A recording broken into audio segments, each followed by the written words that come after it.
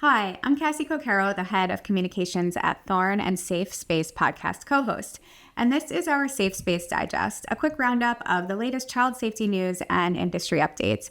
Each month, I come back here and bring you the headlines I'm reading and the things that are shaping the trust and safety landscape as we see them in the news. So let's dive in. This month, schools in the UK were warned by child safety experts to completely rethink the way they share photos of students on their websites and social media platforms.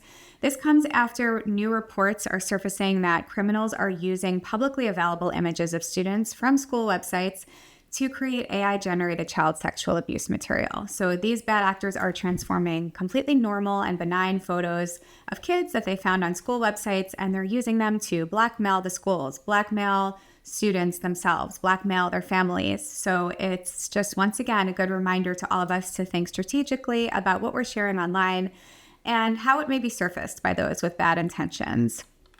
Meanwhile, a new report from the Internet Watch Foundation, or IWF, identified more than 15,000 commercial child sexual abuse websites in 2025, and this was more than double than they found the year before.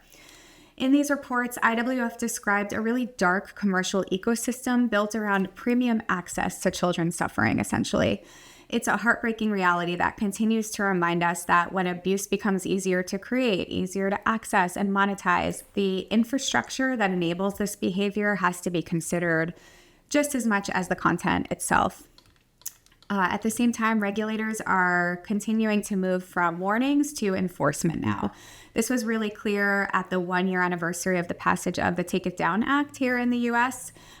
This act requires platforms to remove reported non-consensual intimate imagery, and this includes AI-generated deepfakes within 48 hours. In the UK, at the same time, Ofcom's investigation into Telegram became an early test of how the Online Safety Act will apply to messaging services, so we're keeping an eye on that. Lawmakers in Minnesota and also in the EU have moved toward restricting AI tools that create nudified or abusive sexual imagery, and AI companion safety is also becoming, increasingly becoming a child protection issue. To that end, the Senate Judiciary Committee here in the U.S. advanced the GUARD Act, which is aimed at limiting harmful chatbot interactions with minors. At the same time this month, we saw Common Sense Media launch a new Youth AI Safety Institute.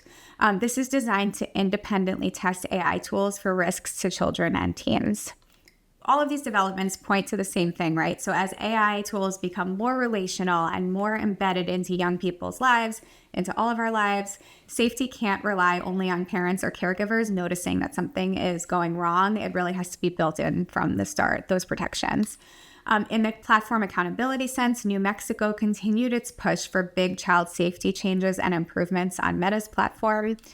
And finally, Roblox reached a multi-million-dollar settlement with Nevada over child safety concerns this month. And at the same time, Meta and Roblox and Discord and YouTube and TikTok and others are facing various legal and regulatory scrutiny for not protecting users, especially young users. That's it for this month's Safe Space Digest. Make sure you're subscribed so you never miss an update, and I'll see you back here next month.